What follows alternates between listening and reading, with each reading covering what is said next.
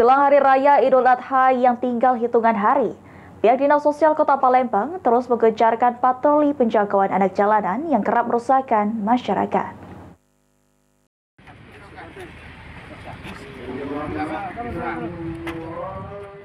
Keberadaan anak jalanan menjelang Idul Adha 1445 Hijriah ini menjadi perhatian pihak Dinas Sosial, lantaran kerap membuat resah masyarakat.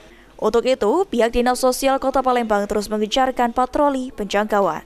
Kepala Dinas Sosial Kota Palembang, Muhammad Iksanul Akmal mengatakan, jika saat ini Dinas Sosial sudah mengejarkan giat patroli penjangkauan setiap hari, bahkan pada hari Sabtu dan Minggu guna menertibkan dan membina anak jalanan yang ada.